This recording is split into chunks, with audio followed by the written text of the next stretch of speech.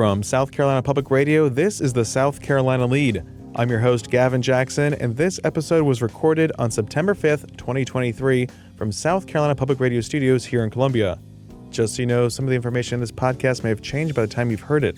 Now, this episode is the first of several dedicated to the South Carolina 2024 Republican presidential primary. Every other Tuesday starting today, September 5th, we'll release an in-depth episode that looks at the people, stories, places, and history of what makes the First in the South primary such an integral part of the road to the White House that runs directly through the Palmetto State every 4 years. Now, sadly, that means not much time for a wind down with me and producer A.T. Shire. Oh, but Gavin, I have a really good... No, we do not have time to... No. I'm trying something different and new and cool. That's why we have Mayan Schechter on with us. But folks, when we do have our wind down, you can always jump on with us by leaving us a voicemail at 803-563-7169. We're interested in hearing your feedback about the podcast itself, what you like, what you don't like, and what do you want to hear more or less of. You can also leave us your name and where you're calling from and the latest hot take on your mind or criticism of our hot takes. We'd love hearing from you. 803-563-7169. And thank you.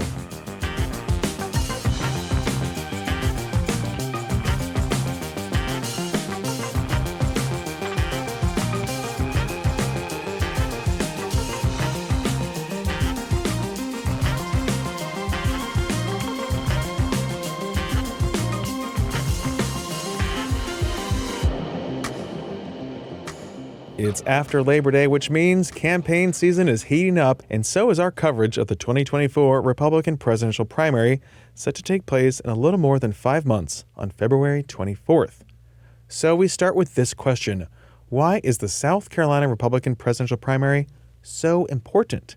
That is what folks will be asking everyone in our state over the next 5 months.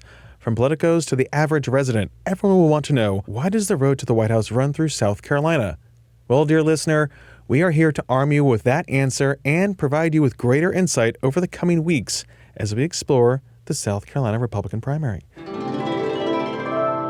Every 4 years, all eyes are on the humble Palmetto State for its important role in the presidential nominating process for both Republican and Democratic parties. You don't just get the title of First in the South primary overnight, folks. But in this series, we're specifically examining the Republican nominating process ahead of the February 24th, 2024 primary. Through several interviews with current and former party officials, professors, operatives, politicians, and staffers, we bring you the history, context, and some behind-the-scenes insight that you won't find anywhere else. Ooh. While Democrats have jumped Iowa and New Hampshire for the first-in-the-nation primary next year, there is an incumbent, President Joe Biden, running for his second term, and it is therefore not a competitive primary, unlike what we have in the Republican field, where the nomination is seemingly up for grabs. Sort of. Alas, this series is not breaking down the 2024 race. We'll do that regularly on the lead itself. No, the SC 2024 series looks at the who, what, where, why, and how South Carolina is so important in the process. Now, I can't do this alone, so with me on this journey is South Carolina Public Radio reporter Mayan Schechter. Hey, Mayan. Hey, Gavin. I'm glad that you're here with us on this journey. We're going to have so much fun over the next coming episodes. But first up, you and I have previously covered the 2020 Democratic primary trail through the state. I covered a little bit of the 2016 primary, so we are back at it again following the Republicans fighting for the 2024 nomination. That's right. And like Iowa and New Hampshire, we get the early priority attention in this process. But once the primary is over, we're back to being a solid red Republican state and not a contender when it comes to the general election in November. We're not a purple swing state yet, like our neighbors in Georgia and North Carolina. We're not a key battleground state like Pennsylvania, Wisconsin, Arizona, and Michigan, to name a few. But we're still important, right? Oh, very important. Right, we're just a primary state player. So what better way to start this series than with the man at the top of the Republican Party in South Carolina, Drew McKissick. Drew has led the SC GOP as chairman since 2017, and he has been around campaigns and candidates, as well as in front of TV cameras and behind the scenes doing grassroots work for years in the state. He's also the Republican National Committee co-chairman, so a bit of a big deal here and nationally within the party. Here's Drew. As a friend of mine says, you spend some time working outside of the process, throwing rocks at the building, and then you work in the building and you catch the rocks, so you see a little bit of the problem from both sides. and get a little bit of better perspective than people who've only been on one side of the wall, so to speak. When we spoke with Drew about why the state is so important, here's how he broke it down. The way that our party rules were set up, and then later the state party, or rather the state law concerning the primary, when that was set in stone, I think probably about 12 years ago, give or take, it gave the party, and both parties actually, latitude in terms of where and when they hold their presidential preference primaries, which gives either party more latitude within their respective national party rules and within the calendar. Because again, most other states' primaries are tied to when they're doing, their state primaries as well. So legislatures are typically setting when those dates have to be. Our law gives us, the flexibility. We only have to give 90 days notice to the State Election Commission as to when we want to have that presidential primary. Perfect example, back in 2012, Florida, their legislature met and they set a date to jump ahead of the South Carolina primary. And, our chairman at the time just waited for the governor there to actually sign that bill into law, and 5 minutes later sent out a press release and said, okay, we're going to be the week ahead of that. So it gives us a lot of flexibility to maintain an early position. And that early position, especially relative to Super Tuesday, where, campaigns then have to spread out all across the country, and that becomes very cost prohibitive. It gives them a desire to want to do well here to get the bounce that they'll need to go out across the country, before Super Tuesday, and the recognition they're going to get for doing well here. So, look back 2 years, 3 years ago, you see what Joe Biden did, the same thing here in South Carolina. Jim Clyburn helped him do that. That helped him going into Super Tuesday.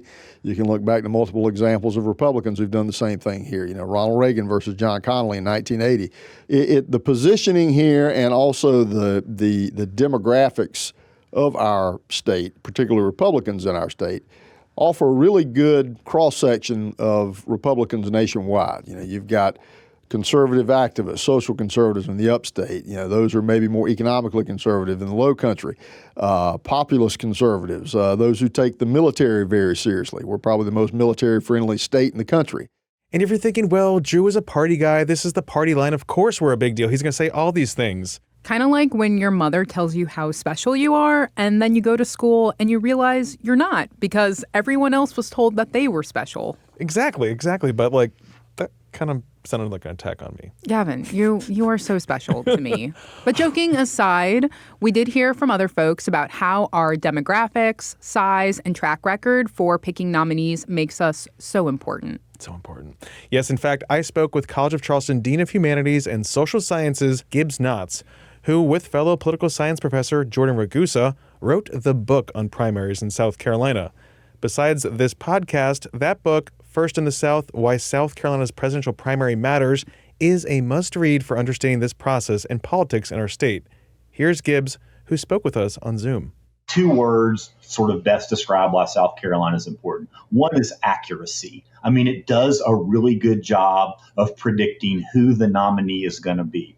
The first Republican primary was in 1980. South Carolina voters supported Ronald Reagan. No one really expected Ronald Reagan to get the nomination, but he ends up getting the nomination, comes out of South Carolina, gets the nomination, and goes on to be a fairly successful 2-term president. And so every single cycle, except for 2012, South Carolina Republicans have picked the winner. But every other time, it's just so accurate. And that's a big deal because it's an early primary. And so to be able to sort of put your finger on the winners, the Republican Party says, South Carolina GOP says, we pick presidents. And they're not wrong on that in terms of that. The other big thing, and that's a big puzzle in our book, is why is that the case? I mean, it's possible that they're just lucky. It's just like, they should go to Vegas because they always pick the winner. But we think it's because South Carolina is representative. And so it's accuracy and representativeness. And so we went and looked at a bunch of exit polls and compared South Carolina voters to Republican voters nationally, and looked back over several election cycles. And it really is South Carolina voters are extremely representative of national Republicans. It's kind of a nice mix of Republicans.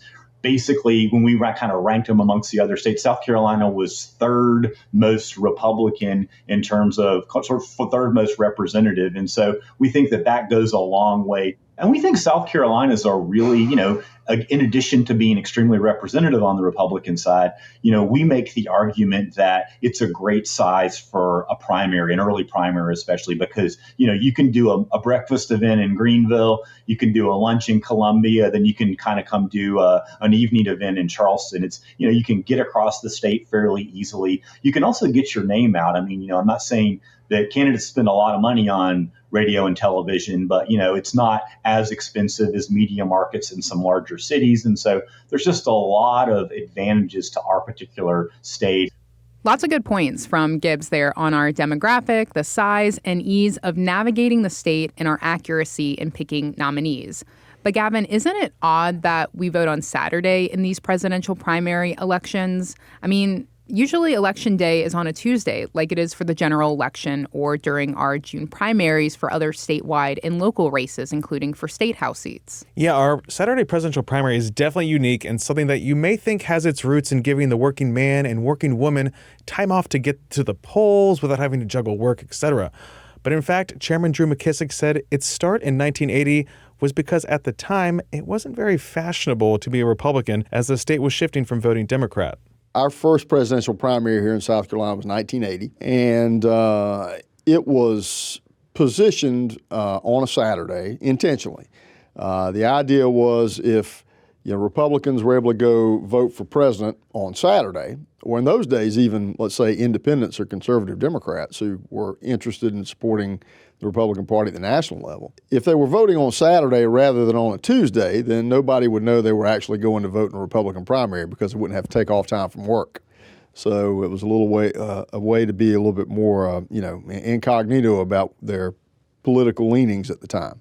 We've kept that position since then because, voting on a Saturday gives us a little bit of a different, unique position than the rest of the primaries that are typically on Tuesdays. And most other states around the country, their primaries are tied to when they're having primaries for all the other races, governor and their typical state races and so forth, whereas we are only having a presidential preference primary. Ah, the more you know. Yes. And someone folks should know who knows a lot about politics in South Carolina is Rob Godfrey. I was communications director and spokesman for the South Carolina Republican Party in 2008 during the presidential primary cycle, where there was the presidency was an open seat on both sides.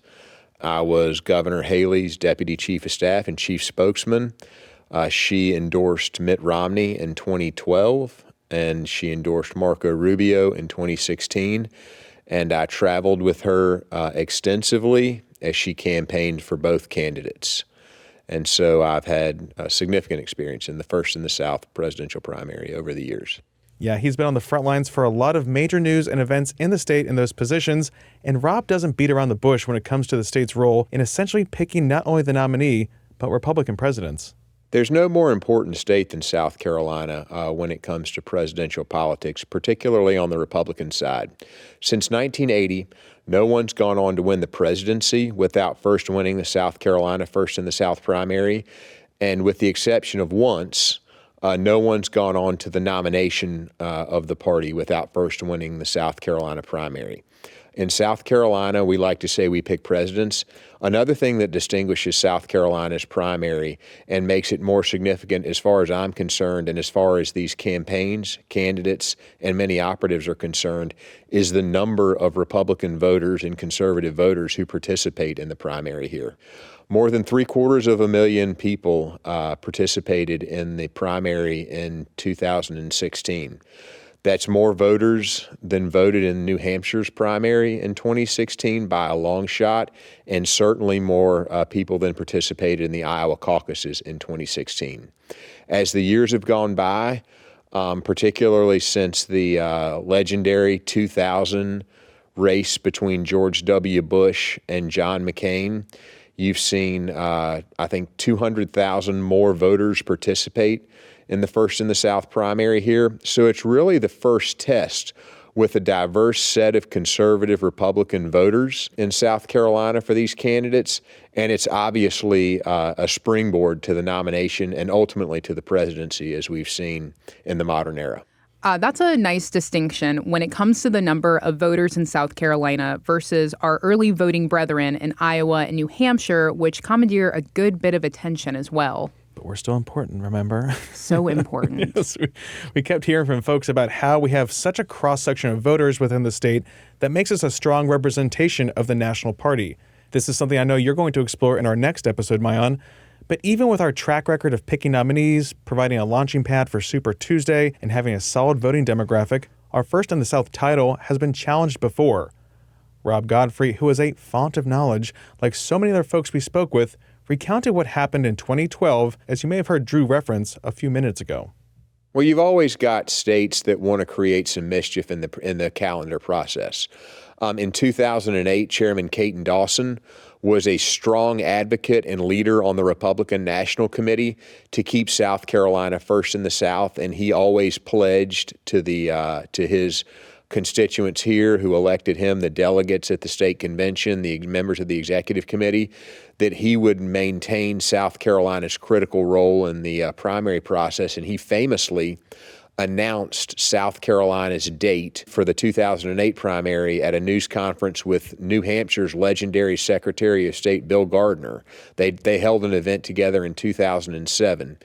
And the reason that Chairman Dawson wanted to do that was not just because he wanted the state to go first, although that's important, as in first in the South, but he understands the economic development impact that such a prominent role has on the state.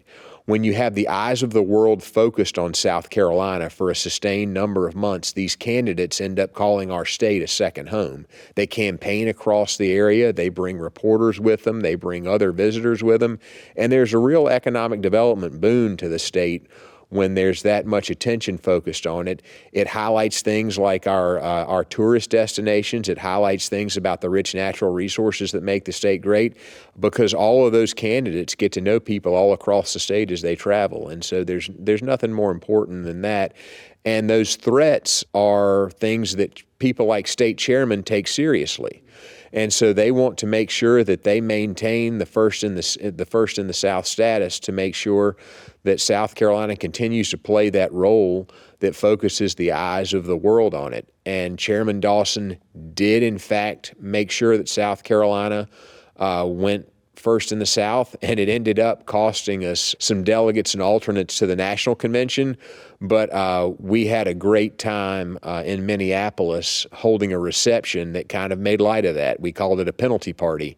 We handed out football penalty-themed koozies and all sorts of little tchotchkes and souvenirs in order to commemorate not just the first in the South status, but also the fact that we were perfectly fine being penalized as long as we got those candidates coming through the state campaigning and keeping the eyes of the world focused on the state. That ability to roll with the attacks and launch a few of our own is something that makes South Carolina a political powerhouse that folks like Chairman Drew McKissick say helps the state punch above its weight. But it also makes you realize how important we are, something that's not always explained very well in the textbooks. Yeah. SCGOP Executive Director Hope Walker, who works under Drew in running the party in the state, said something along those lines. She's held that director position since February 2016 and worked in some capacity with the state party since 2011, but she's been involved in politics since high school, right on through college, and ever since. She remembers when Florida jumped South Carolina and the 2008 Romney race. In 2008, I remember that night whenever he had lost, and it was like, I didn't know what that felt like. I'd never really experienced that before. And then, you kind of do your research and you're taking your poli-sci classes, and nobody talks about that really if you're taking just a generic political science class.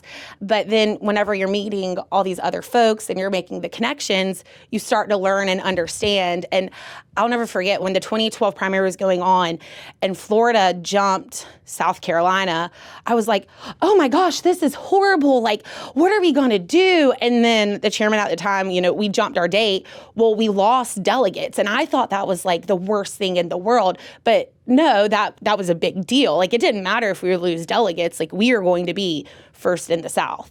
And so, you've got to learn it. You've got to take the time to appreciate the history of the party, too.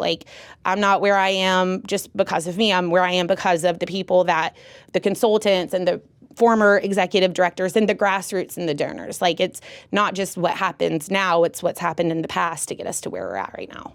Yeah, that's a real life lesson right from the campaign trail there that you won't get in the classroom, which is why if you're a poli-sci major in this state, you definitely need to supplement your time volunteering on a campaign, paging at the State House, or covering all this political news. But for the time being, South Carolina is safe with its first in the South status. It's been put into statute in 2008, and that gives the party some flexibility when it comes to the party's rules and choosing the primary date itself. While we keep mentioning our strong Republican nominee track record, we haven't mentioned that one slip-up, Gavin. Yes, the 2012 fluke, if you will. Or maybe it was a predictor for another firebrand candidate like in 2016. That's up for debate.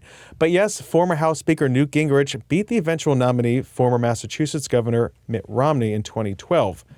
Now, here's a quick mention of this, and don't worry, folks, we'll have a complete deep dive on the 2008, 2012, and 2016 races in forthcoming episodes. Well, yeah, we've only missed one time since 1980, and that was in 2012.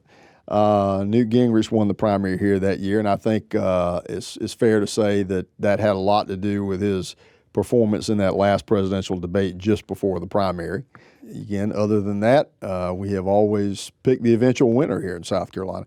And, you know, I've talked to a lot of conservative activists and grassroots folks, and especially RNC members around the country over the years. They appreciate South Carolina's position and our influence in the process because we've done a good job not only of picking winners, but also of picking the more conservative candidate. And they appreciate that because some of them actually worry about what would happen if their state, for instance, may be in a position like ours of this kind of influence. So it's given us a good track record, and folks appreciate it.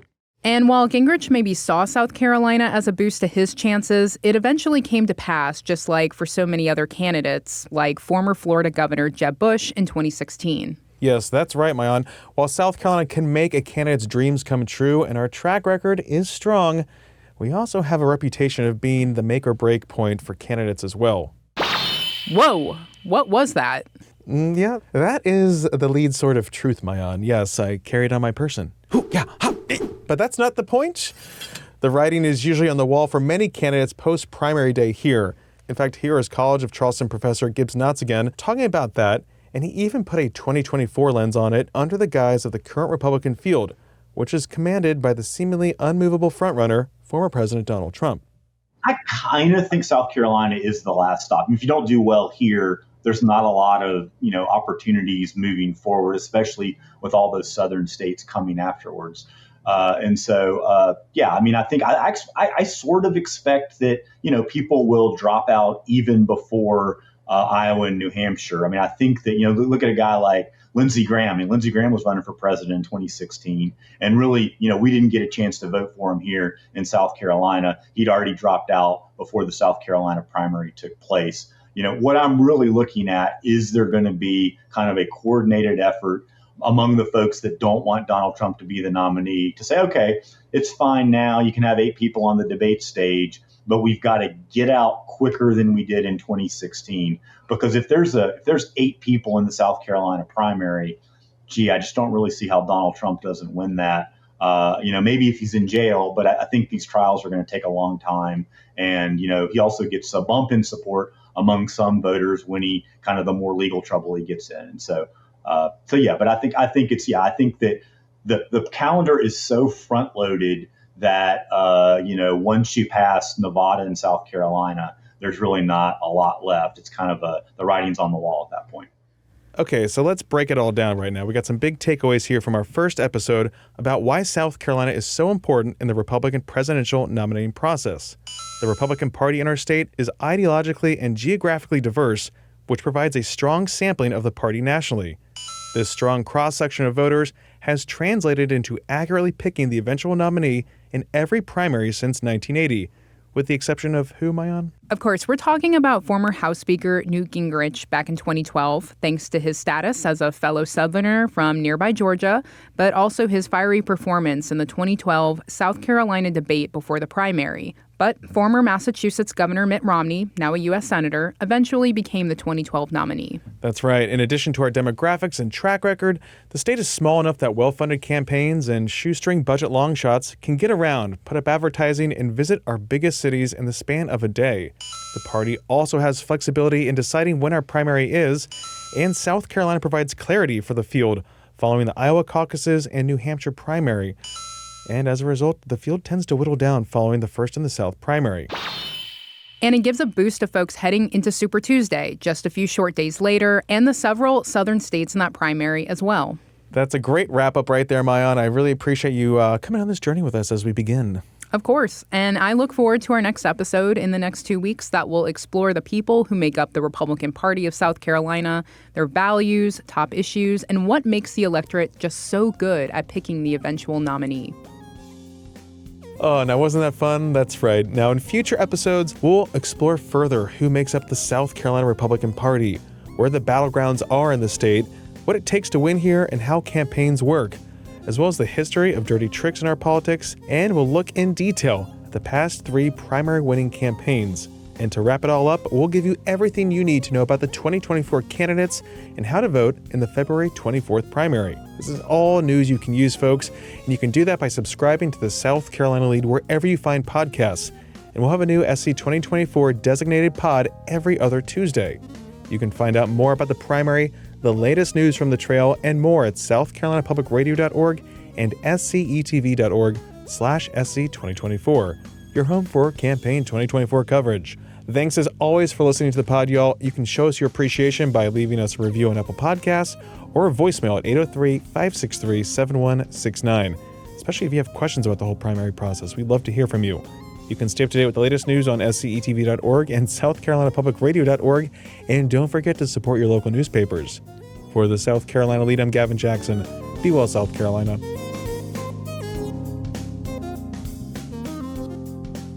Everyone plays the voice.